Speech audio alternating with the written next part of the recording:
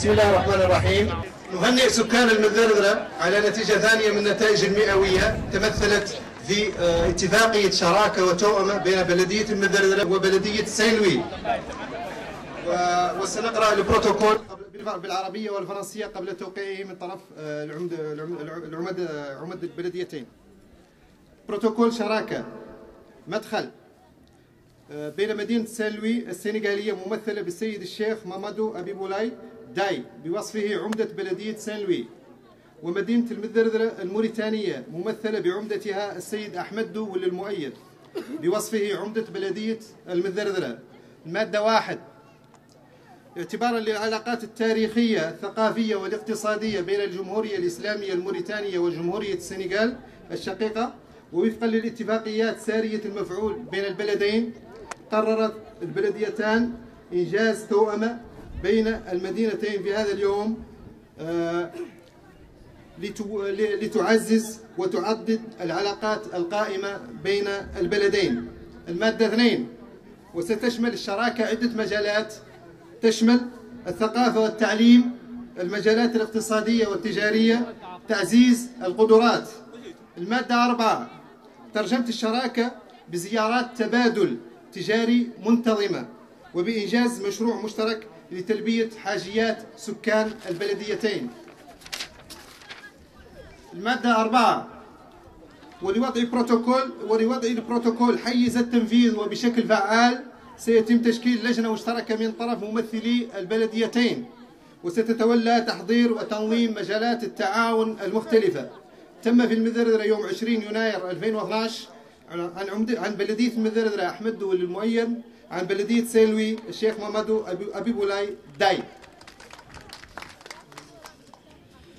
Rebonsoir donc, et encore une fois, nous souhaitons la bienvenue au maire de Saint-Louis, Monsieur Cheikh Mamadou Abi Boulaye Dieye. Voilà, d'une part. Alors, il s'est avéré que les travaux qui ont été menés cette matinée ont été, Dieu merci, concluants.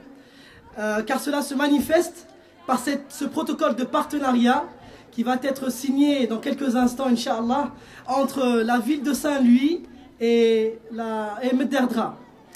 Je vais vous lire donc le protocole. Protocole de partenariat entre la ville de Saint-Louis du Sénégal, représentée par Monsieur Cheikh Mamadou Abi Boulaye Dieye, agissant en qualité de maire de la commune de Saint-Louis, et la ville de Mederdra de Mauritanie, représentée par Monsieur Ahmedou Aliyin Mouayid, agissant en qualité de maire de la commune de Mederdra. Il a été convenu ce qui suit. Article 1. Considérant les liens historiques, culturels et économiques entre la République islamique de Mauritanie et la République du Sénégal, et conformément aux accords en vigueur entre les deux pays frères, les deux communes décident de conclure ce jour un partenariat dynamique pouvant évoluer en jumelage après autorisation des deux conseils municipaux. Article 2. Le partenariat couvre divers domaines dont notamment la culture et l'éducation, les aspects économiques et commerciaux, le renforcement des capacités. Article 3.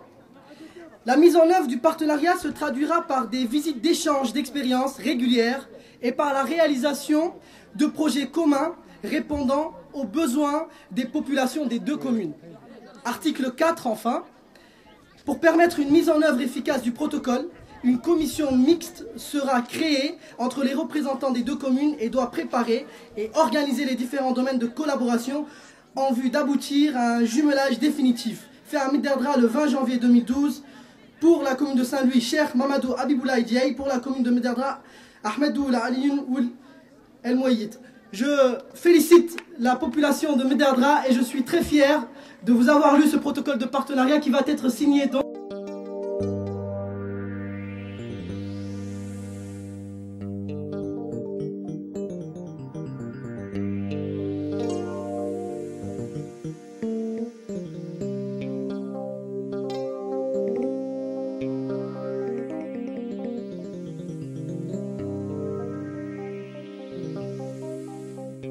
Nous assisterons à un échange qui va être fait par le maire de Saint-Louis et le maire de Mederdra. Je vous prie de bien parler. Merci. Merci. Assalamu alaikum.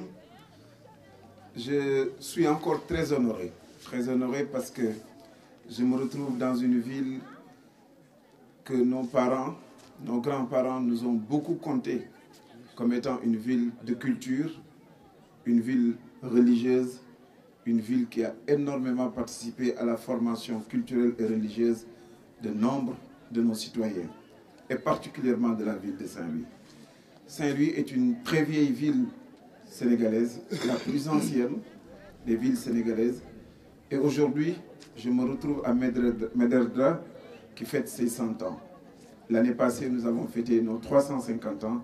Et je voudrais, avec M. le maire, ouvrir un partenariat dynamique, un partenariat fécond, où nous allons beaucoup travailler à nous aider mutuellement et à participer ensemble dans beaucoup de sphères internationales. Et je vous garantis que je ferai ce qu'il faut pour que la ville de Mederdra participe et bénéficie, au même titre que Saint-Louis, de l'ensemble du tissu de coopération, puisque nous sommes jumelés avec la ville de Lille, la ville de Toulouse, la ville de Tenerife, la ville de Fès, la ville de Saint-Louis du Missouri, la ville de Caille et la ville de Fès. Et aujourd'hui, je suis jumelé à Mederdra et vous pouvez être sûr que Mederdra va être lié par un partenariat dynamique avec toutes ces villes. Et monsieur le maire, je vous souhaite beaucoup de succès et bonne fête pour les 100 ans de la ville. Assalamu alaikum wa rahmatullah. Je voudrais, au nom des populations ici présentes, et même celles qui ne sont pas là, souhaiter la bienvenue à M. Djei, le maire de Saint-Louis. Et en votre nom tous, je voudrais exprimer ma satisfaction pour la signature de ce protocole de partenariat, qui sera certainement le début d'une coopération justifiée entre la commune de Mederdra et la commune de Saint-Louis. Bon, je voudrais rappeler à M. le maire que nous avons nous aussi une relation avec la commune, une relation de jumelage avec la commune française de Liessin. Et qu'en 2009, j'ai eu un contact personnel en France avec le maire de Blomberg, en Allemagne, mais les choses n'ont pas avancé. Mais quand même, aujourd'hui, ce contact et ce protocole signé avec le maire de Saint-Louis nous est très cher, parce que si aujourd'hui je dis Saint-Louis, on ne se reconnaît pas, nous on l'appelle Ndar. Ndar faisait partie pratiquement le Mauritanien, le Mederdrois qui va au Sénégal.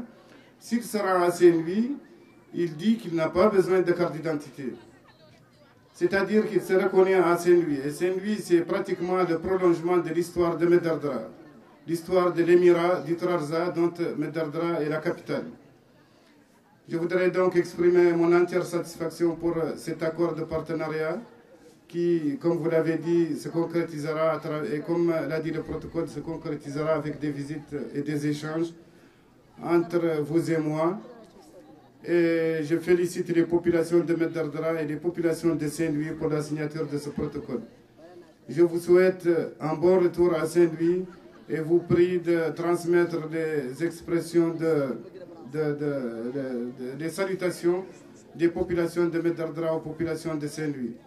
Je vous remercie. Salam alaikum wa rahmatullah. Et vous savez, moi je suis très lié à la Mauritanie. Mon père doit tout à la Mauritanie et tout au Trarza. Son maître s'appelle Cheikh Sid Ahmed Ould Smougou Deimani. Il est ici. Et je suis aussi très lié à Cheikh Mohamed Ould Mahmaden, que vous aimez tous très bien. Et c'est beaucoup de raisons qui me font que je vais travailler et beaucoup travailler pour la ville de Mederdra. Merci. Moi aussi, j'ai oublié pas une chose, deux choses que je vais ajouter. C'est que c'est le lieu au nom du maire de Saint-Louis et au nom des populations de Mederdra de remercier Wali Mohamed Ould Mahmouden, qui en réalité nous a bousculé aujourd'hui pour signer ce protocole d'accord. C'est lui qui est à l'origine de ce protocole d'accord. Donc c'est un acquis pour un grand citoyen de Mederdra. La deuxième chose, je voulais rappeler que dernièrement au Niger, J'étais envoyé par le consulat de Mauritanie à la commission de supervision, la commission de l'Union africaine chargée de la supervision des élections au Niger, et que j'ai rencontré le maire de Dakar qui lui aussi m'a dit qu'il a des origines méderdroises. Donc si aujourd'hui les élus sénégalais sont tous d'origine méderdroise, pas mauritanienne, méderdroise, ça fait plaisir vraiment à Méderdra et aux populations de Méderdra. Je vous remercie.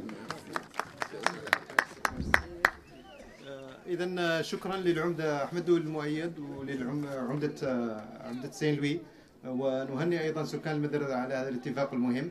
والآن سنواصل برنامجنا اليوم بالحلقة الثانية من حلقات البرنامج المتمثلة في كلمة الدكتور الشيخ والمختار حول الوضعية الحالية في المقاطعة ووضعية البنى التحتية في المقاطعة.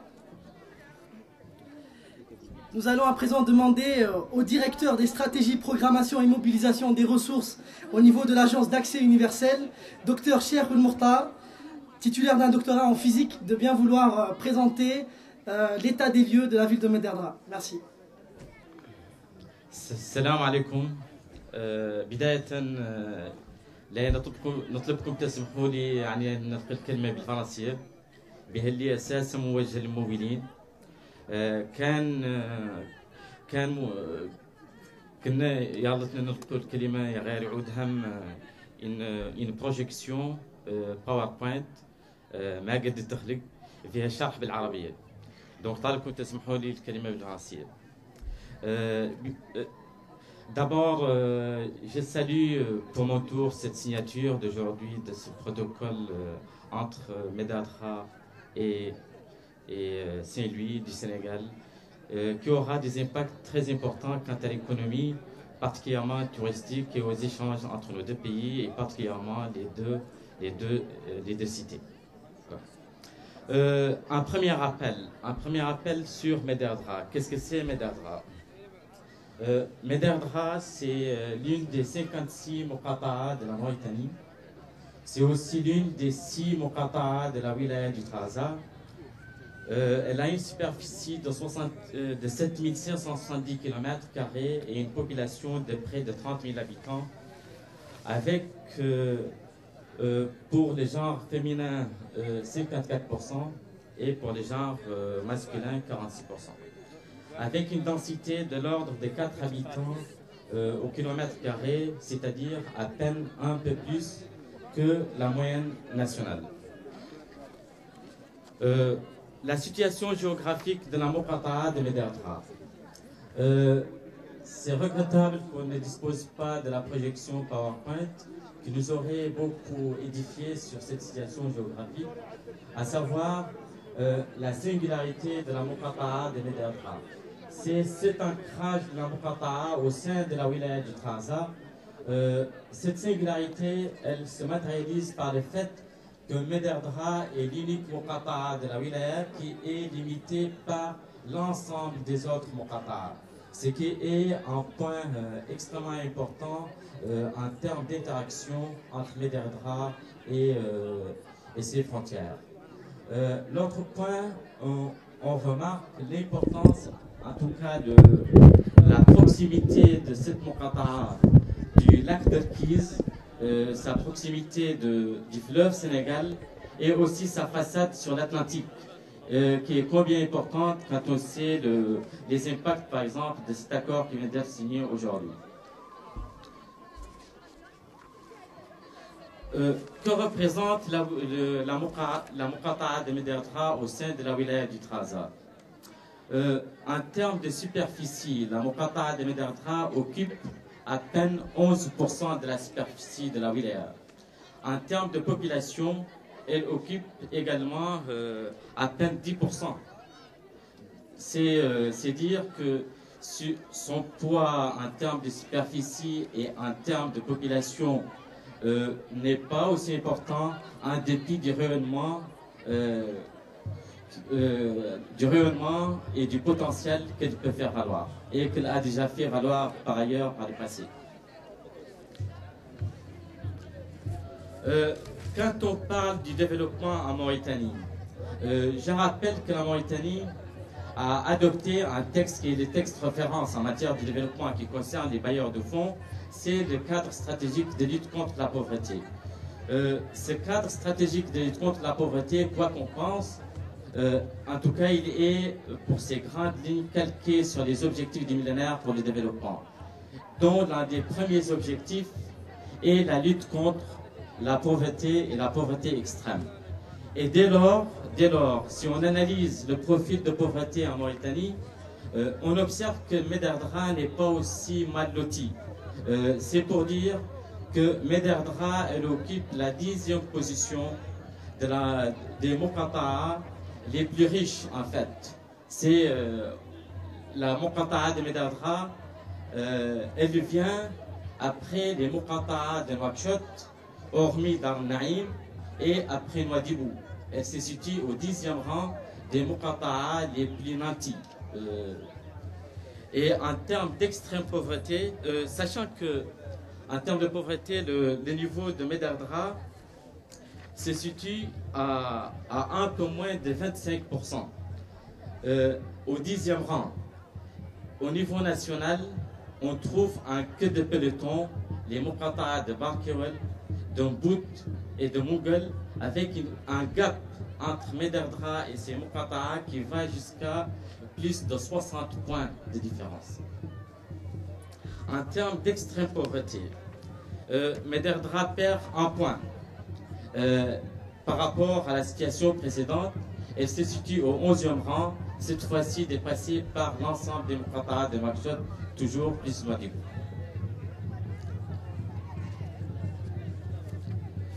Il y a une situation par rapport au genre qui interpelle. En tout cas, moi, ça m'a interpellé à la lecture du profil de pauvreté en Mauritanie. C'est le taux de ménages monoparentaux. Ce taux est le plus élevé en Mauritanie pour la Moukata'a d'Erkiz, suivi de Méderdra, où ça atteint des taux de l'ordre de 40%. Il y a aussi une autre situation, c'est par rapport au taux des femmes chefs de ménage en Mauritanie. Ici aussi, Méderdra occupe la 2e place après la Moukata'a d'Erkiz. Pour les indicateurs de l'enseignement, il est difficile de revenir sur le diagramme. En tout cas, grosso modo, on pourrait dire que Méderdra n'est pas aussi mal loti. Avec le nombre d'enseignants par 100 élèves, par exemple, qui se situe à 3,09, le nombre d'écoles qui se situe à 65 écoles, et le nombre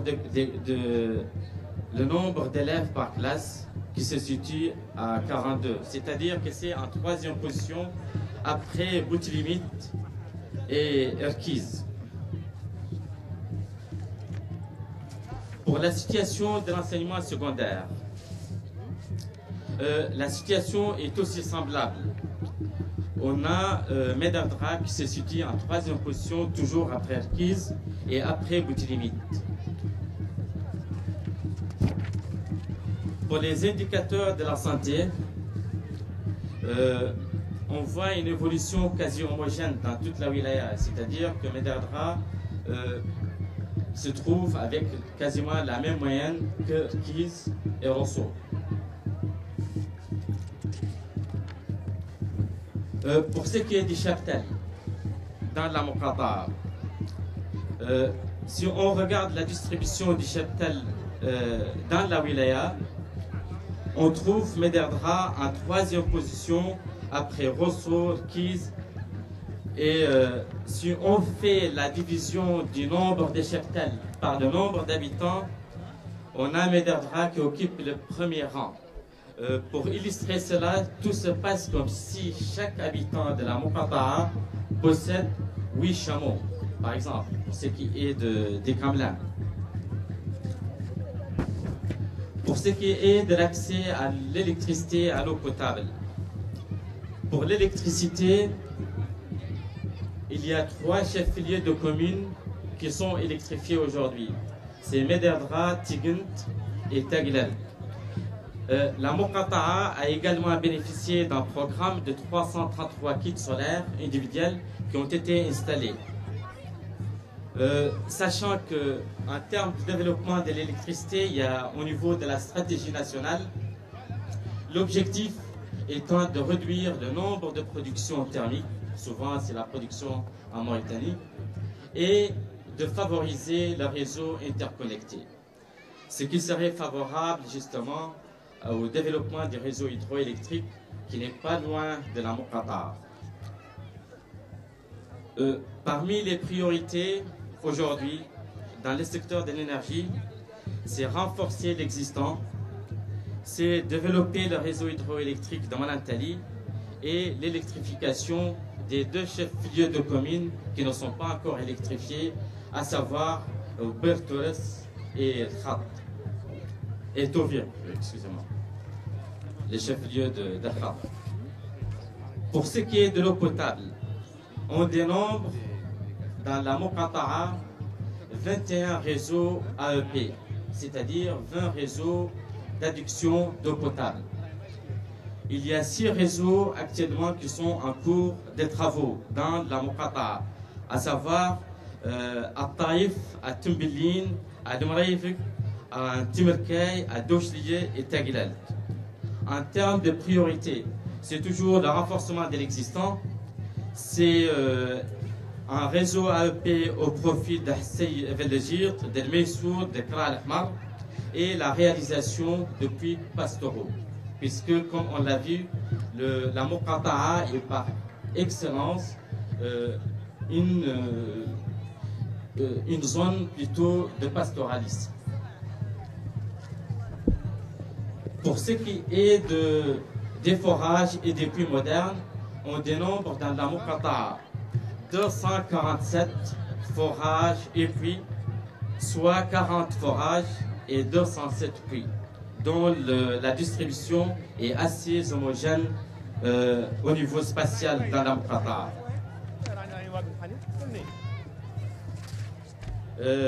On a cette distribution, c'est toujours malheureux de ne pas disposer du PowerPoint. En tout cas,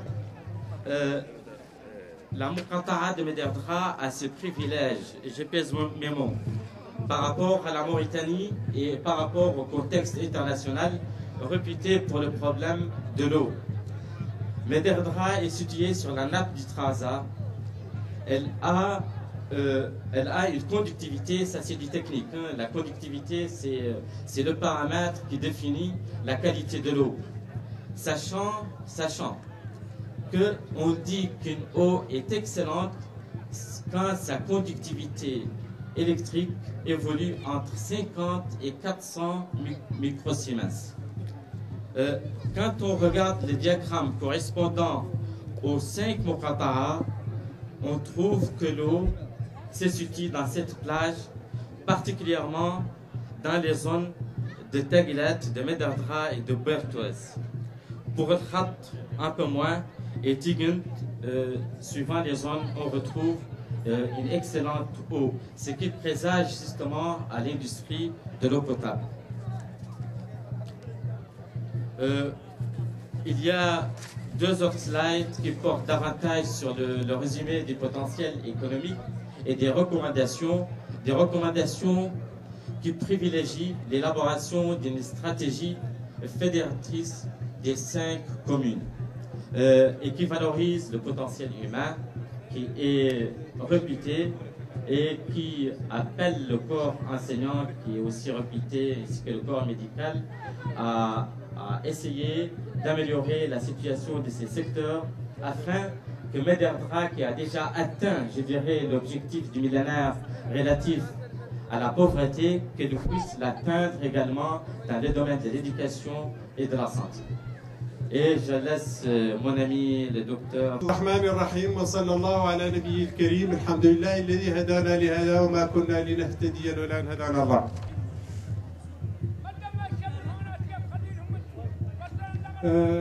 دكتور عدد التشخيص الوضعية المزدلزلة حاول انه يتناول جميع القطاعات ويقول اللي خارج فيهم. هذا هو تقريبا موضوع مداخلته.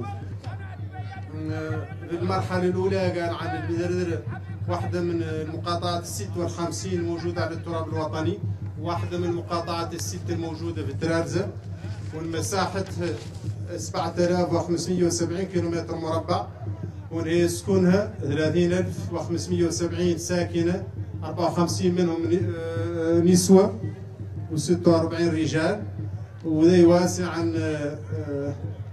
عن يوجد 4 سكان لكل كيلومتر مربع. وضعيتها الجغرافية غريبة بها، اللي هي من المقاطعات الستة اللي عندها حدود مع جميع المقاطعات الأخرى، إذا هي في قلب ولاية الترارزة، وعندها واجهة للبحر، وهذا لا شيء من الامتيازات وش من مكامن القوة اللي عندها اللي يعطوا يستغل، وما زال ما هو مستغل بطريقة جيدة. من قد المساحة هي مساحتها 11%، وسكانها تقريبا 10%، 11% من مساحة الولاية، و10% سكانها 10% من مجموع سكان الولاية. وهذا من اللي خرصوا حد يقول هذا قاع ما هو هم الولاية، ما هو هم المدن أو هم المقاطعات في الولاية. ومع ذلك المدردرة لعبت دور متين في الولاية رغم قلة مساحتها ورغم قلة عدد سكانها بالمقارنة مع المقاطعات الأخرى.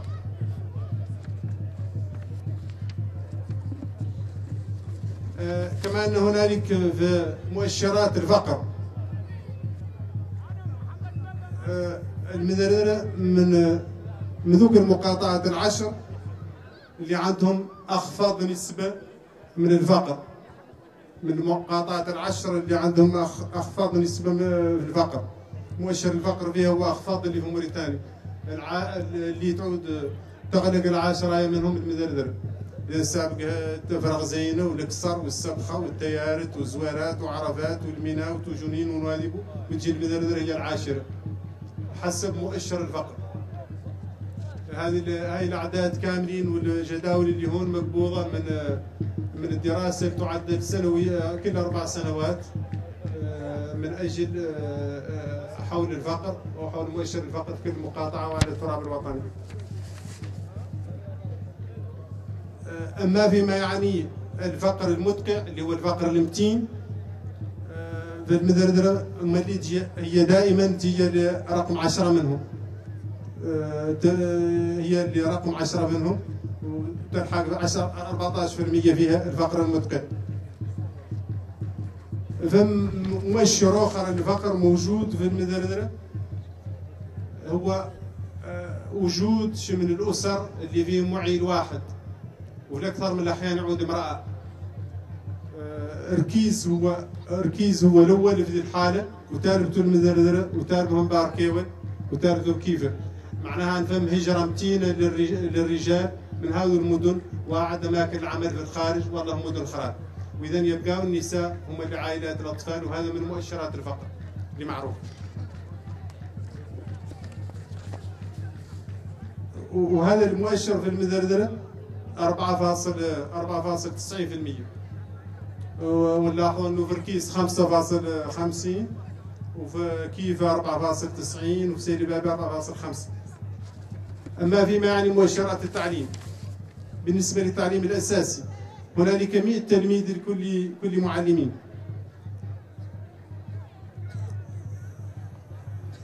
في المدردرة في هذه الوضعيه هي الثالثه على مستوى الولايه، ليس فوقها في المؤشر الا بوتلميت وكرمسين، وتحتها واد الناقه وركيز ورسو. اذا عندها وضعيه جيده في هذا الميدان، فمؤشرها لكل 100 تلميذ 2 معلم فاصل 32. اما فيما يعني التعليم الثانوي، في المدردرة هي تتمركز في وسط الولايه،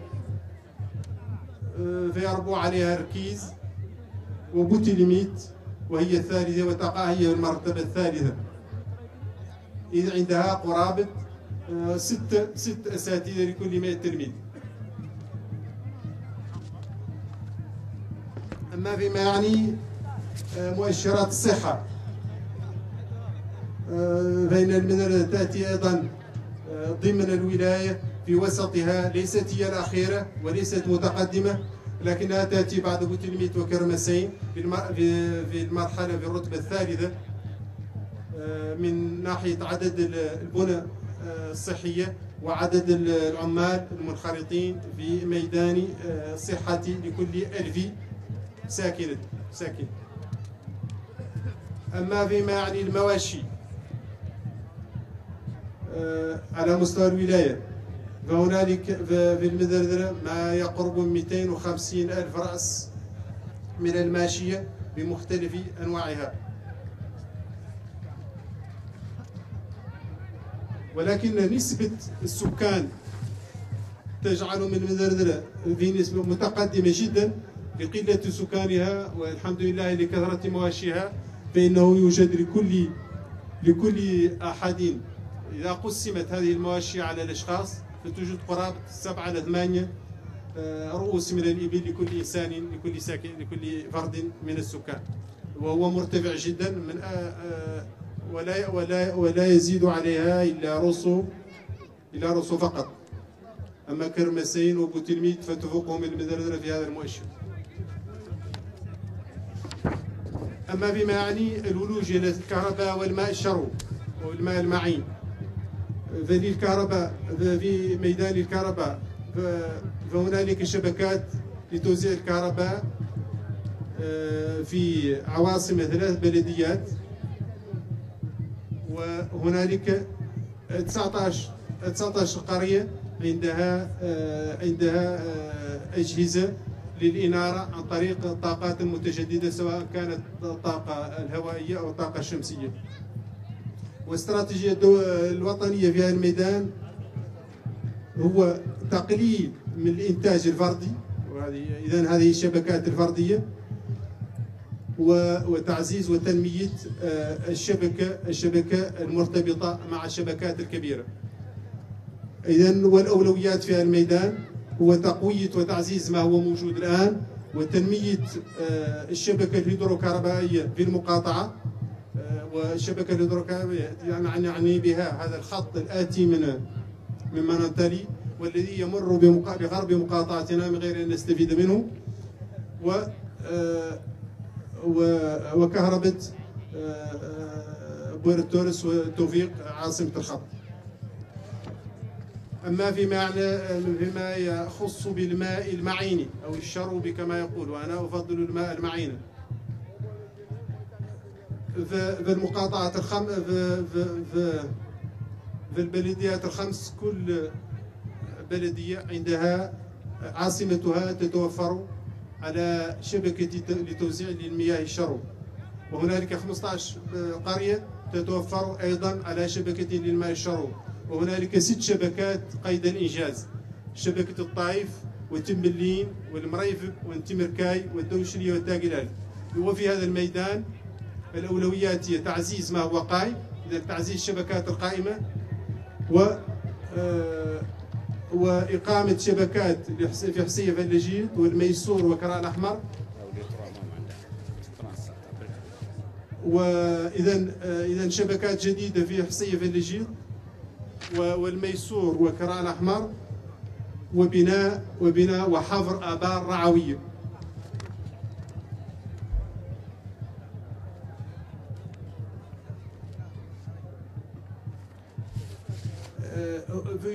يوجد في المقاطعة 247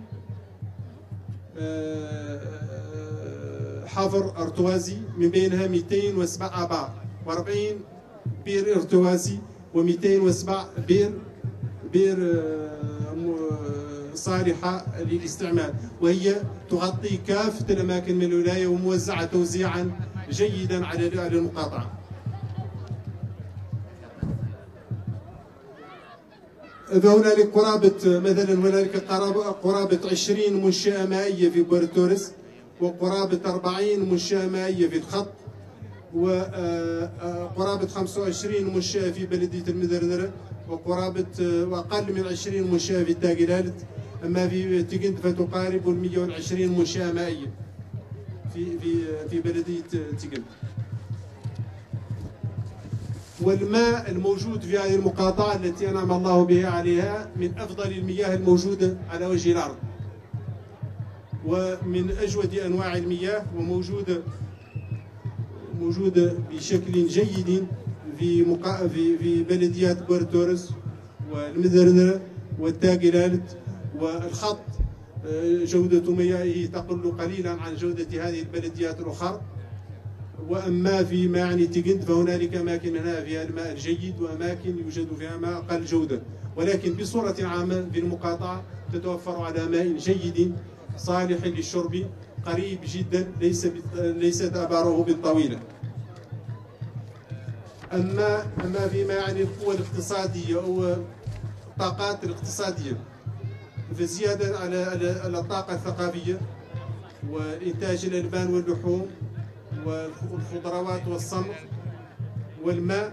إذ أقيمت 6 وحدات صناعية في المقاطعة، هنالك 6 وحدات لإنتاج المياه بصورة صناعية في المقاطعة، هنالك وطن صيد الأسماك والسياحة بما في ذلك السياحة الثقافية.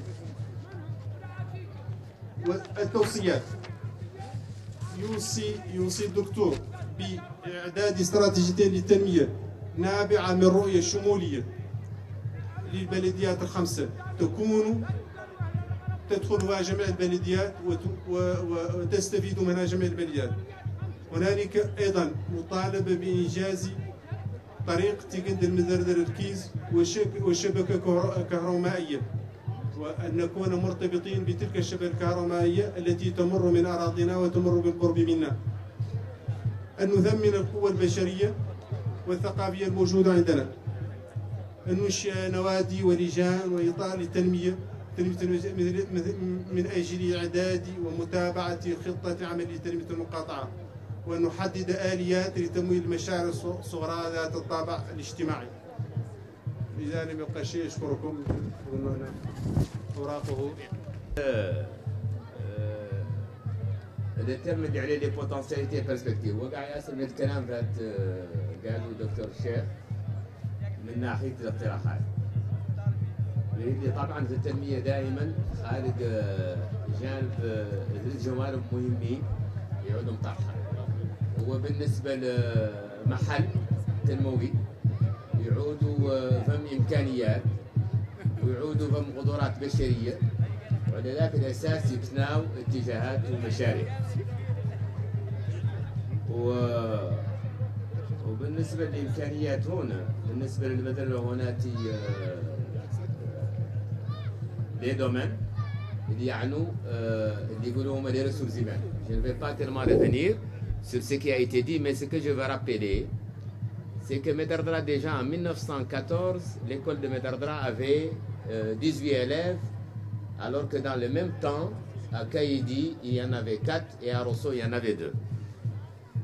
Déjà dans les années 70, le taux de scolarisation était avoisiné de 85 à 90%, ce qui était considéré à l'époque comme véritablement une performance.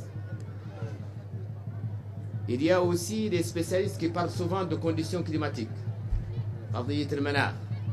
Alors Medardra est considéré comme l'une des zones qui est située dans un climat sahélo-soudanais, donc relativement clément par rapport à la moyenne mauritanienne. Assez proche de la vallée du Sénégal, à peu près une 50aine de kilomètres. Ce qui donne quand même des possibilités assez intéressantes, notamment en termes de culture pluviale dans le sud de la Mourata. Il y a l'élevage, dont le Dr Cheikh en a parlé. Il y a les ressources hydriques, je ne vais pas y revenir, vous avez les textes, mais ce que je veux rappeler, c'est que Medardra est situé au cœur de la nappe du Trarza. Il est vraiment au cœur. Et elle a un potentiel apparent de 20 milliards de mètres cubes, mais un potentiel, si vous voulez, potentiel de près de 200 milliards de mètres cubes, parce que le sud de la nappe est alimenté de façon régulière par le fleuve Sénégal. Donc il n'y a pas de risque, si vous voulez, de pénurie d'eau d'ici une dizaine de milliers d'années, selon les spécialistes. Mais puisqu'on parle de potentiel, malheureusement, cette ressource est très peu utilisée notamment dans le domaine agricole. Aujourd'hui, il y a des gens qui commencent à l'exploiter pour ce qu'on appelle l'eau déviant ou l'eau minérale, comme Cheikh l'a dit. On compte de plus en plus, disons, d'usines, si vous voulez, de traitement d'eau potable.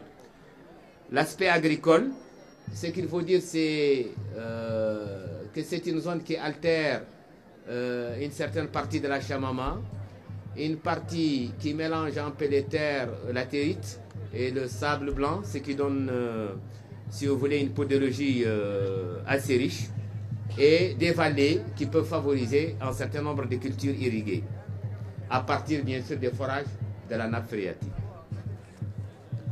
Il y a les ressources forestières. Vous savez, cette ville a connu son âge d'or avec le développement de la gomme.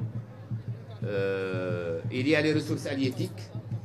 Dans la zone de Tiguen, dans la façade de Tiguen, la capacité de capture annuelle se chiffre à près de 20 000 tonnes de poissons par an. Ce qui est quand même très important, ce qui représente à peu près entre 5 et 10% du potentiel halieutique national. Alors, je ne vais pas m'étendre sur ces données, vous avez le document et aussi dans le document de chef. Mais en termes de priorité, je pense qu'on va s'organiser autour de deux types de projets. Il y a des projets structurants, des projets de base, c'est les projets d'infrastructure. Vous avez bien entendu le bitumage de la route, ça c'est une priorité sur laquelle on est tous d'accord et qui est urgente.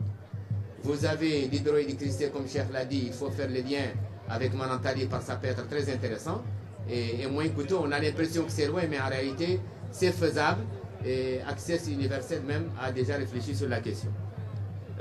Il y a aussi l'idée de réaliser un port de pêche artisanale à Tiguen. Ce serait intéressant. Maintenant, pour les priorités, elles portent sur plusieurs domaines. Et là, on a proposé, vous aurez le document, on a proposé une quinzaine de projets. On a proposé une quinzaine de projets.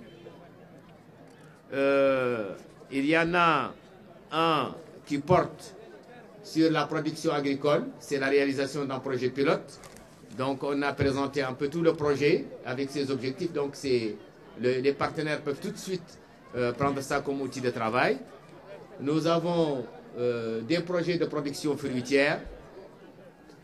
On a des projets pour la promotion de la culture de la gomme arabique. On a, si vous voulez, des projets pour la promotion de la culture pluviale. On a dit dans le sud de la Mogata vers la zone d'El Khat, c'est un besoin de mécanisation, on en a parlé. On a, si vous voulez, la production ou la disponibilité de la viande. Cela doit se faire à partir de l'élevage intensif. Il faut développer un élevage localisé intensif. On a fait la fiche de projet. Il faut faire des projets de production avicole. C'est la production des poulets. C'est des élevages localisés. Il faut faire des projets de pharmacie vétérinaire dans les différentes communes. Il faut faire des projets de commercialisation des produits de pêche à l'Gouichiche. J'étais avec Ahmed Ndayat à l'Gouichiche et on a constaté qu'il y a une grande production de poissons, qu'elle était surtout produite par des Sénégalais et vendue à Nouakchott. Alors que dans le même temps, vous importez le poisson de Nouakchott. On a souhaité que les partenaires puissent nous soutenir pour créer un projet tout simplement avec un groupe qui puisse acheter le poisson à l'Gouichiche et qui puisse le diffuser à Medardra et dans les autres localités de la Mogata. Donc pour amener un plus grand impact de ce projet de l'Gouichiche sur, disons, le département de Medardra, ce qui n'est pas le cas actuellement. Il y a l'appui à la jeunesse. On a proposé un projet de construction d'un complexe de la jeunesse à Medardra. Donc il y a toute la fiche. Il y a un appui au bureau du développement local qui est là, sous la présidence de Konaté et de beaucoup d'autres éléments. Cet appui se traduira par une meilleure habilitation des locaux, leur équipement, la formation des membres du bureau et la formation des jeunes. Donc on a proposé un projet qui est très intéressant et qui se situe d'ailleurs dans les priorités de certains de nos partenaires qui sont présents ici. On a proposé un projet d'appui au développement communal. Il faut qu'il y ait des diagnostics, il faut qu'il y ait des plans de développement communaux au niveau des 5 communes. Il y a ici des partenaires notamment nos amis de la GIZ qui sont intéressés et qui très probablement vont poursuivre ce contact avec vous. On a parlé de l'amélioration, on a proposé un projet d'amélioration des conditions sanitaires de la population. Pour cela, nous avons demandé que les dispensaires, le centre de santé, que son plateau technique soit élargi et que ses capacités d'accueil pour les malades aussi soient renforcées et élargies pour que certaines endémies puissent être traitées à ce niveau. Donc, c'est un portefeuille d'une quinzaine de projets et que nous comptons enrichir. Et à l'issue, si vous voulez, de cette table ronde, nous voudrons faire un peu ce catalogue, ce portefeuille de projets qui sera diffusé au niveau de tous les partenaires. Il y en a déjà qui répondent favorablement, que ce soit en Mauritanie, que ce soit au niveau de l'extérieur. Je tiens aussi ici à remercier notre ami le Koutoub du commissariat aux droits de l'homme et à la lutte contre la pauvreté parce que c'est un commissariat qui a déjà financé ici un projet de poissonnerie. Ils sont en train de s'engager sur la base de ce programme pour financer 4 ou 5 autres programmes très rapidement à court terme. Il est là. Et nous remercions aussi l'intérêt que nos amis de la GIZ qui sont là et qui sont intéressés pour éventuellement travailler et appuyer en tout cas la commune et les bureaux de développement local. Et je vous remercie. Et voilà. Merci. الآن مع السيد أحمد الخراشي في إطار في ريم غاز ومعني بالموضوع ولا يلخص كلام عبد الله جارة. السلام عليكم ورحمة الله. أذكر عن المهمة معي سهلة شوي. خلاصة كلام البروفيسور جارة ما شاء الله كان غني وكان تناول النقاط كلها ما شاء الله من الجوانب. ربما ذكر فقط بل اللي يوقف هو وهو عن كافة المجالات اللي تعرض لها واللي ترى الطاولة عنها مهمة وتمس المواطن مباشرة، لا تندار في كتيب صغير وتشمل كافة المشاريع خاصة المشاريع الصغيرة اللي يمكن أن تعدل بالعجلة وتهم المواطن مباشرة. وهذه الورقة والله الكتيب اللي يعود إن شاء الله ديسبونيبل قريب وبالتالي يندار في الممولين. وهنا في الإطار نختار نذكر فقط عن ما يخص الاقتراحات اللي توصل لهم الأستاذ، منهم خاصة تعني جانب الزراعي ومهمة في الحقيقة من جانبين. مهمة من الجانب الأول هي عنها مشاريع صغيرة وذات نفع عام للمواطنين خاصة اللي هم اللي يعودوا مسؤولين عن هدف من هذه الطاولة المستديرة. وثانيا ربما يعود المشروع او التمويل اللي يطلبوا المشاريع ما هو كبير حتى، وذا قاعد تظهر في عده في اقتراحات والله زاد الاجوبه اللي قدم بعض الممولين. وهو ذكر عن الله تخلق لهم متابعه من اجل من اجل اياك يعود يندار قيد الانجاز في اقرب وقت. هم النقطة الأخرى اللي تعني جانب لا كاباسيتي فورستير اللي هو الجانب اللي يعني الصامغ العربي والله ما يسمى بالعرك تنميته للمدينة به اللي الحقيقة كان هو يمثل قسط كبير من ثرواتها، وكانت تغذي عدة جهات أجنبية بهذه المادة، وينبغي في الحقيقة عنها تمول من جديد وينعطى لها أهمية. إياك تقدر المقاطعة من خلالها ترجع للمكان اللي كانت عندها في الماضي وتكبرها من جديد. وأخيرا في الخلاصة نقدر نقول عن ما بين الأستاذ عن ما يخص المشروع الكبير اللي هو يعني المقاطعة خاصة والمشروعين الكبيرين اللي منهم يعني جانب الطريق أساسي ويسهل ويأثر مباشرة على كافة المشاريع الأخرى الصغيرة. والجانب الآخر هو الجانب ما يخص الطاقة اللي هو نافونيتي الإلكتريسيتي.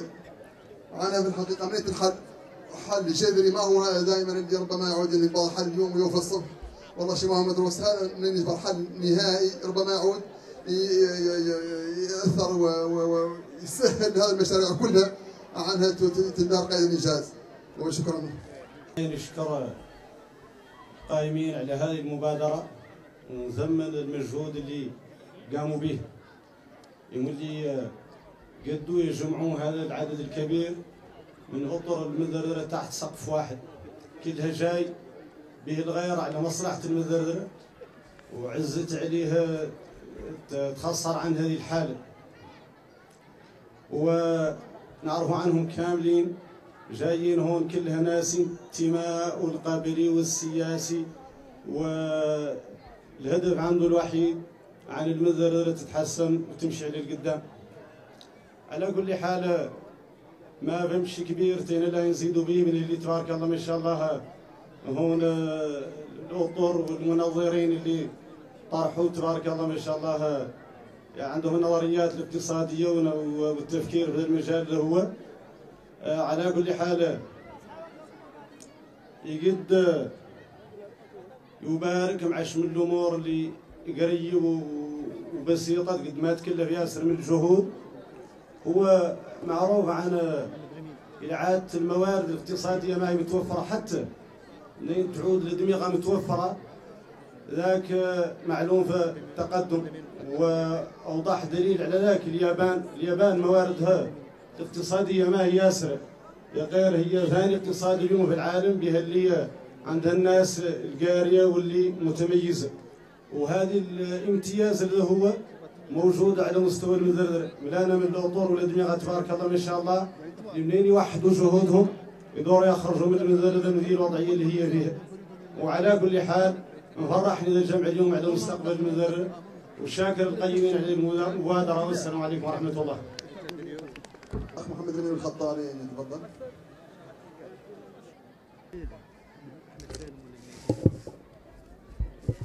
بسم الله الرحمن الرحيم. شكرا على إتاحة الفرصة، فهذه فرصة في الحقيقة نادرة وتهتم بالمذرذرة قضايا التنموية، وهذا الشيء حقيقة تحتاجه المذرذرة. فالمذرذرة خلال 100 سنة كانت تترنح في تخلف وفقر عميق، ومنذ تأسست في أيام الاستعمار نشأ الاستعمار مؤسسات تنموية تهدف إلى فقط تحقيق الحد الأدنى للتنمية التي كانت تخدم المستعمر، وهي جمع السمق العربي باعتباره مدخل للصناعات الأوروبية الناشئة في بداية القرن ال19 باعتبارها مادة أولية. وتأسست بعض المؤسسات الصغيرة كحد أدنى لقيام هذه أو جمع هذه المادة الأولية التي كانت تهمهم في ذلك الوقت. وكانت وسائط النقل كانت عبارة عن جمال وثيران وحمير، وبالتالي كان الأمر لا يتطلبون تحتية أكثر من ذلك، فوجود مدرسة أو مدرستين يكفي فقط لتحقيق هذا الهدف.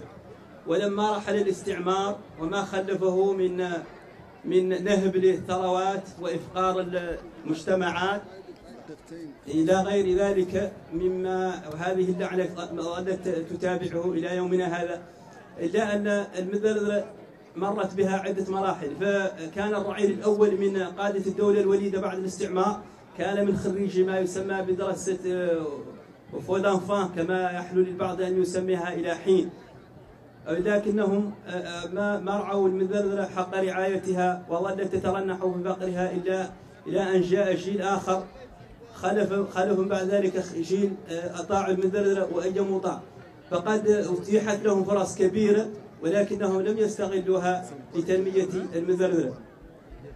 فرغم وجود الأطر والوزراء والسفراء والمرابين والمحابين والمستفيدين والمديرين والمدارين إلى غير ذلك من الفرص التي كان يمكن أن تتحقق تنمية المذرذرة، ظلت المذرذرة تترنح إلى يومنا هذا. أما وقد شمر أبناء المذرذرة عن سواعدهم وأخذوا على عاتقهم بناء مدينتهم أو تحقيق التنمية الاقتصادية فيها، فهذه التنمية لا يمكن أن تتحقق إلا الاعتماد على الموارد المحلية. ومعروف أن المذرذرة لا تتميز بوجود موارد محلية يمكن قيام التنمية، ولكنها لا يمكن أن تقوم إلا على محورين: إما أولا توفير بنى تحتية حتى تربط مدينة المذرذرة بنواكشوط والركيز. ثانيا فتح نافذة على شمامة، باعتبار أن شمامة هي المنفذ الوحيد الذي يمكن من خلاله أن تتطور المدارس حقيقة الساحة. إذا نطلب من الأخت هوى الجام تتفضل. راني مسلمة على هذه المدارس كاملين ومسلمة على هذه المبادرة قطعا عنها عاجبتنا وزينة عندنا بين اللي هونش من اخواتنا واخواننا عنهم حكما 20 و25 سنة ما قط من جابرنا معناها عن الله جازي بخير. أولا نشكر محمد فالو الهنضية اللي هو أول صاحب هاي المبادرة واشكرهم اللي أصحابه اللي منين مثلا لحقها لهم مشاو فيه معاها وسعاو اللي لاقونا احنا المدردرة اللي نعودوا لنا من السنين كنا ما شافنا خير. لأني نشكرهم كاملين ولاني ناسية نقول لأخواتي العليات على اللي سمعت قبيله والنهار صاحبتين لي المعلومة مثل ما يداح وفاطمة الخباط قالوا علمنا يا الله الخلطة يتم وعيطوا العليات ويشاركون. أنا صدق ما هو اللي نقول ما لي نطلب من الإخوة عنهم يعيطوا العليات يشاركون قال لي نقول العليات عنهم يفرضوا وجودهم وفي كل شيء واللي يخلق كامل يشوف يتقدموا فيه يفرضوا رؤوسهم ويقولوا انهم ينداروا ويعدلوا لا يحانوا ويعيطوا لهم ولا يحانوا حد يقول لهم على انهم يشوفوا يعدلوا كذا ويطرحوا مع مرة. وتو راني مهنة الجميع ويبارك علينا ان شاء الله هذه المبادرة وزينة عندي واشكركم. السلام عليكم ورحمة الله. دكتور مختار الوفائي تفضل. المطلوب من المدردرة هذه الجماعة اللي عدلت العروض اللي استمعتوا لهم طالبة تصديق عليهم اياك يعودوا هما الخطة للتنمية المحلية المدردرة ما زالوا لا يشتغلوا لهم لين يعدلوهم كتيب صغير ينقالوا واللي يسموه هما في كلامهم بلان دو ديفلوبمون لوكال معناها خطة للتنمية المحلية. ولا هو المدينة ما مقاطعة ثلاث في البلد ما عند هذه الخطة مرقبنا نحن وكلها مولد هجية وهذا مولد أولادها المدردرة وعدلوها. المقاطعات كاملة اللي قد جيتهم حقتهم مولد هذه الخطة مولدها جماعة يسوي جيشيني وعدلتها.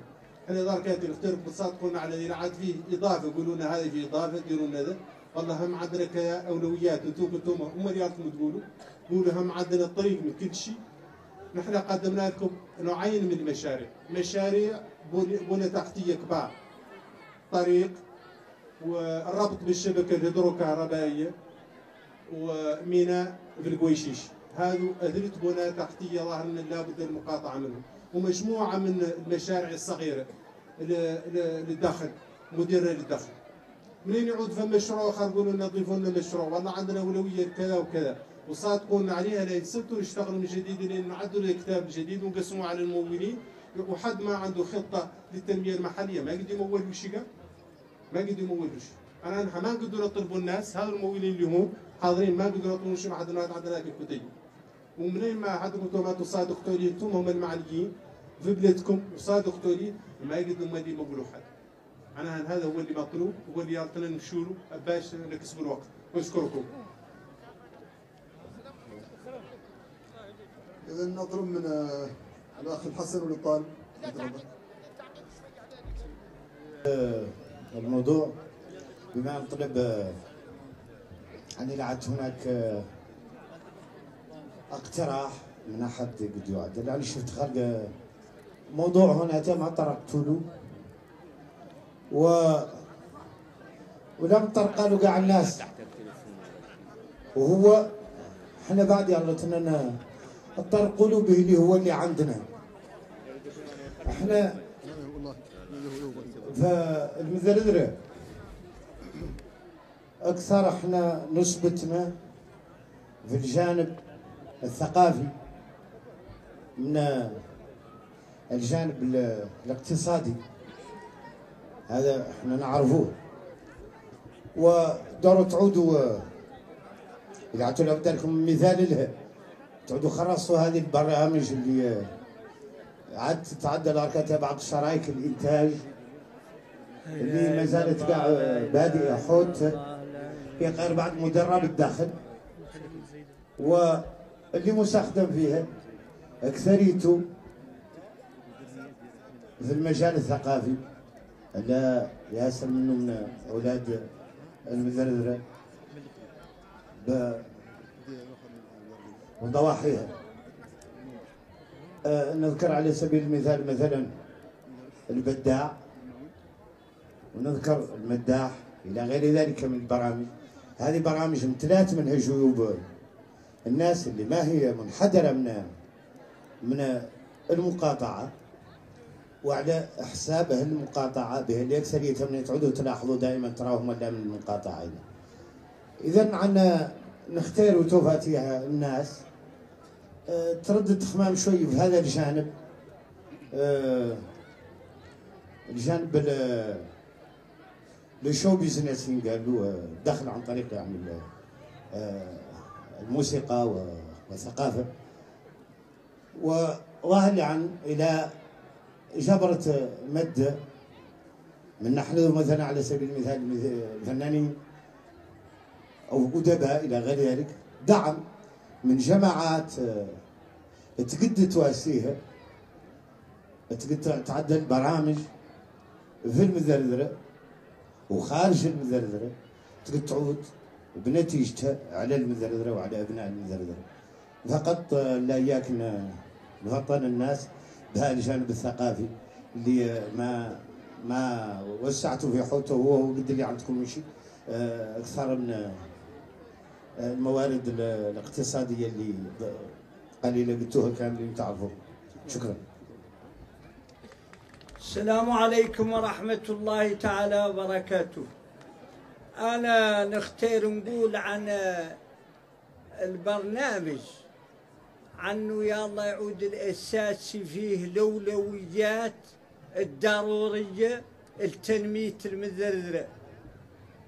ما يوفاوا المشاريع اللي قدوا طالبوا منهم يا غير يا الله نعدلوا لهم الأولويات اللازمة. قطعا الطريق أولوية يا غير المزرزرة لا تفتروا فيها سابق ما نعادل هيروان ما فيها مور ترجع المزرزرة بصيفتها الأولى. هذا يا الله تعرفوه وعرفوا مولي عنها ما هي مسألة مستحيل بها اللي في الحرب العالمية الثانية وعام جديبة يقولوها لهم عن ايروان مات كامل، وعن فرنسا حاكمة ذيك الساعة استطاعت عنها تعيد ذاك ايروان، حرثته من جديد. وكنا نعرفوا احراز النصارى هنا تيجي نقولوا لهم ومعرفة، وقالوا للناس مولي الصيفة يربطوا بيها ويلة ويتان اصحاب يفرقوا شقراجل. يا الله تعرفوا عن المشروع الاول ورا الطريق واللي لا يرد المزرزرة دخلها اللازم هو ايروان والعلك. المزرزرة اللي كانت واقفة عليه ركيستين اقتصاديات، الحيوان ولقط العلك. ما هي بلاد المزرزرة ما تصف عنها زراعية، عنها منطقة زراعية. المزرزرة باستوراليست قبال وبيئية، وإذا يلا نفهموه ونعرفوا عن مستقبلنا واللي مرهون به مع اللي لاهي يدركه المزرزرة في المزرزرة، واللي لاهي يضمن التوازن الاقتصادي والاجتماعي في الريف، اللي المزرزرة واحدة من الريف، هو اللي قال له العلك إلى جعل الحيوان هو المادة الأولى. ولا نقول عن حرزة الحرزة اللي كنا نعدلوها ونعرفوها، ونعرفوا ذاك اللي منها ينتجوا وقابلين وما زلنا عنا نتم نمارسوه السحب. وذاك اليوم ونخرصوا المردودية، قايل لكم عن حد هم يحرز من عمق المياه اللي هنا تجي عن المردودية ما معمول عليها، إلى اللي عدل دراسة حقيقية إلى قد يرد التكاليف يعود افتخار إذا خير فينا العلك وهنا والنعل العلك. ثاني جنزل ينقال لويروان بي والبيئة ضرك أكثر التمويل العالمي مصدد شورها مدها ما ترى التمويل تصدوا شور البيئة بيها اللي الصندوق العالمي قديم أول رد يروان في هذه المنطقة وقايل عن التربة مولي هون اللي ينقال لها يقيدي عنها الصالحة لعاد تيروان. والسلام. فقط تعقيب قال الاخ مختار ذكر كما بينوا الاخوه المهندسين الاخبار في المجال باش الناس ما سعنا الوان اخذته صعيبه وتطلب ياسر من الزمن ويبدو عنه هي ثمر في 3 سنوات وبالتالي من يعدل حد من وارك قطعه ارضيه كبيره في 3 سنوات لا يزيد ان شاء الله باذن الله نتيجته. نطلب من الاخ احمد نداء تفضل. انا ما عندي عياس اللي نقولوا لا كلمه واحده نختار هاي الناس اللي شافت هذا من المذرذر وتردات عنه شوي والله ما سمعت به والله ما جبرت حد يخبرها عنها تواسم الحال اللي تجي من نفسها تعود تسجروا والله تجي اللي نتافقوا احنا في تسيروا وبين ما نختاروا حد من المذرذر يعود باقي عدوا المذرذر الصبح 5 في الأصباح عنه أبا يجي يشارك في تنمية بشرته وأساسا هذا هو الطلب اللي عندي وقابضه من راسي والسلام. هذا قدو. ربنا الأخ محمد سالم التيجاني تفضل. السلام عليكم ورحمة الله تعالى وبركاته. أنا بدوري هي نشكر هاي المبادرة القيمة اللي ظاهر ما شاء الله أنا نجحت. وعندي تعقيب على النقطة التاريخية مع صباح الأستاذ محمد أحمد ميدان وكانت إيجابية جدا. غير المدارة هذه اللي أنتم فيها عند السكان الأصليين قد تشراوها 1778 عند قبيلة معروفة كانت فيها ينقال لها نقادس اشتريتها مجموعة ولاد بزيدهم عندهم سنة 1778. إذا يلا تطلبون إذا كاكم ترموها يا الأولى وضماننا من أميرة قاعد من وركم بها. المسألة الثانية أخبار المشاريع اللي عرضتوا لنا مشاريع قيمة جدا. يا غير كيف قلت هناك شوط جماعة عن أول نشاط تعد مبادرة وهو طريق المدار بيدي ما يصح شيء دون طريق المدار والهو يلا تعدل والمشاريع اللي كان مختلفة في أخبار القويشيشي والله اللي مهم جدا للمدار ونثمن هذا الجميل اللي خريج بيننا مع دار ومهم ويا طالب العمدة عنه يتابعه في أسرع وقت ويعطينا من نتيجة سابق يمشي على المدار الانتخابات مو بعيد يلا يقوم بيك المرحلة سابق يمشي. وشكرا هذا عندي نقول مسميكم كاملين مرحب بكم. ما فهمش قالوا احنا بدايات عن فهم واحدين ما جا وانا نعتبر على المدار جاوا كاملين ما بقى حد منهم ماشي. اللي ما جا كي قال محمد قبيل متعدل غايته اللهم اللي مشارك معنا احنا اللي جايين ما فهم فرق المدار ولا فيها سياسه. حد يقول الاغلبيه والمعارضه انا ظاهر اللي احنا كنا فينا اغلبيه وفينا معارضه وعندنا الحق فيها. يا غير متوافقين عن تنميه المدار متوافقين كاملين. إذا ما فهم حد معارض تنمية المدار ولا قد يعارضها ولا الله اللي عنه قد يواسيه. السلام عليكم ورحمة الله تعالى وبركاته. نطلب من الأخ العيد واليارق قال يتفضل. بسم الله الرحمن الرحيم. أنا بدوري نشكر المبادرة ونثمن هذا المجهود اللي عدلوا من أجل تنمية المدار ذا اللي كانوا السباقين له والمدار ذا تحتاج له.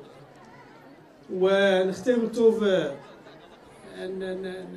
عدل 3 نقاط في دقيقتين. أولا نعقب على المداخلتين مسألة قال أستاذ مختار قبيل عنهم مجموعة من المشاريع عن اللي عاد موافقة عليها الناس تقدم للممولين ويعاد تسمي إضافة. أنا كيف قال قبيل الدكتور اللي عاد اللي فهمته أنا ما أعرف فرسي عن المدردة موجودة على بحيرة الترارسة في عمقها وعن المياه اللي فيها ماء مستغلة وفي نفس الوقت نحن الزراعة المروية عندنا قال لها الماء وقال الحيوان قالوا الماء وقالوا الخطة توافق عن هون عن منطقة عنها زراعية وتنموية معناها عن ذلمة طالبين باعتدال مشروع من أجل استغلال هذا المجال لصالح الزراعة المروية. هذا طالبين ممنوع ينضاف لذاك الأخر. النقطة الثانية نقول عن قضية بالنسبة لذاك اللي قالوا هما كي القويشيش وطريق المذردة عن نختارهم اللي ينضاف له. والله أنا بعد أرى عنه من الأساس عن بما أن الناس هون المنطقة منطقة تنموية رعوية عن يا الله يعدلوا نقاط صحية للمنمين في عواصم البلديات الريفية. هذا أساسي تموين بالأدوية، هذا أساسي يا الله ينعمل الأساس. نختار نقول عن تذكير شوي بدل قال له رابطة تنمية المذردة والمجموعات اللي نحن اليوم نشتغل ونعدلوا نشاط واحد منها وهو تخليد مئوية المذردة. تخليد مئوية المذردة لا نشاط واحد من أنشطة رابطة تنمية تجمعات المذردة. هاي التنمية يعود الفضل فيها مجموعة من أطر المذردة ومنتسبين البلديات كاملة جمعت بمبادرة من بلال الورزق، هو صاحب المبادرة للأمانة، وعدت 2009 في نواكشوط. وجل ذاك اللي كان معدل ذيك المبادرة وحوار له وعدل المكتب التأسيسي للأسف سحب البساط من تحته وقبضت الناس جدد المشوار. يا غير هو قاعد المهم لا تنمية المذردة ومهم تعود الناس سليمة. أنا قاعد أنا من الناس اللي قاعدة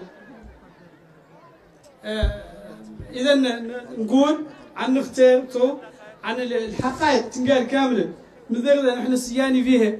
ذا اللي جاها يامس ذا اللي جاها يامس أهم عنده تنميتها من ذاك اللي خلاقهم، وذاك اللي جاها من بعيد كيف ذاك اللي جاي من قريب. الناس كامله اولاد المذردة ومهمه عنده تنميته ويتعلق بها مصيرها، ولا بد من نعمل كاملين على الاساس.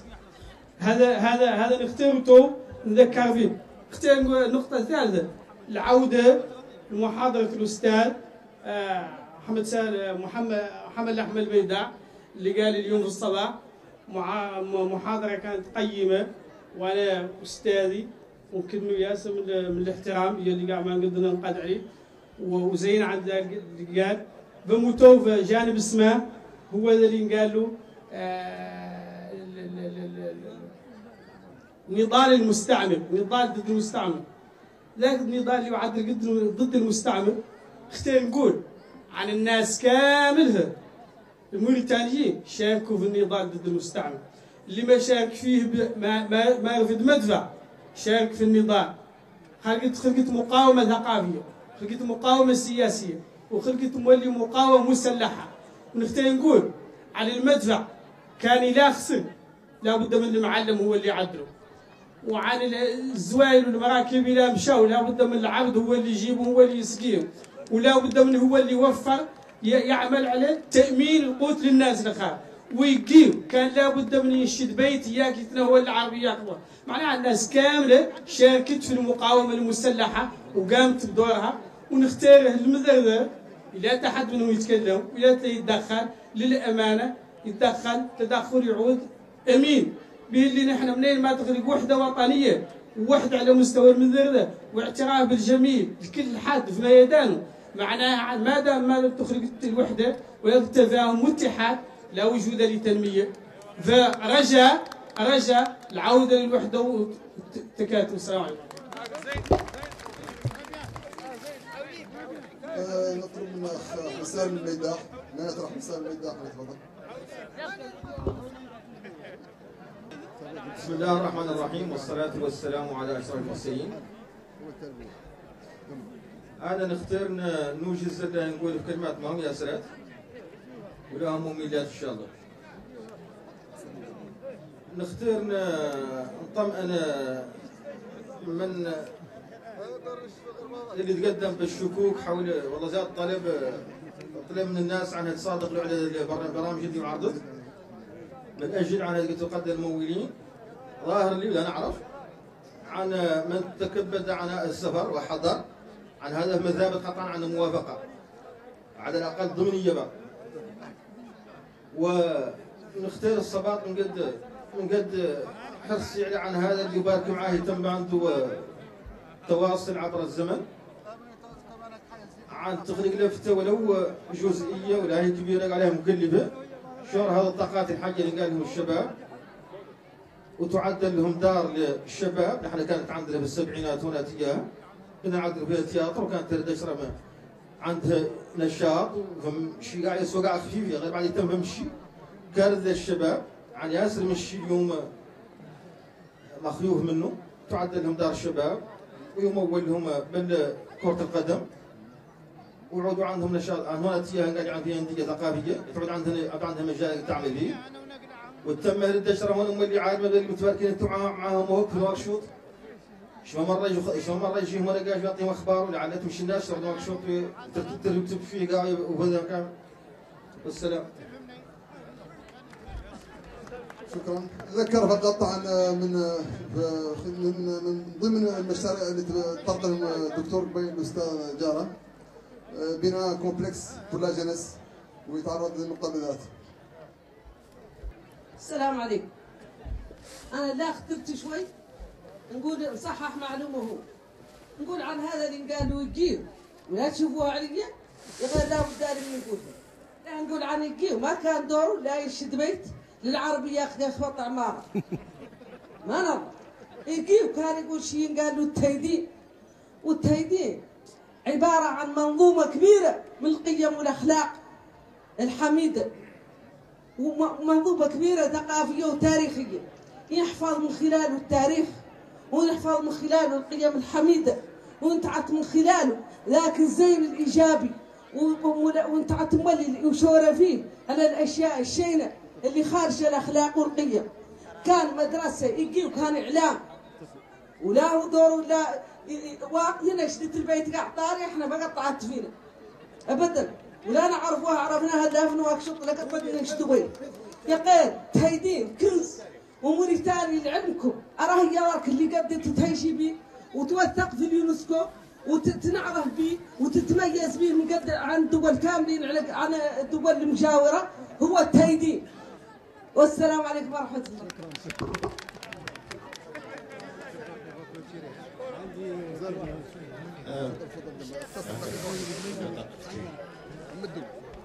بسم الله الرحمن الرحيم.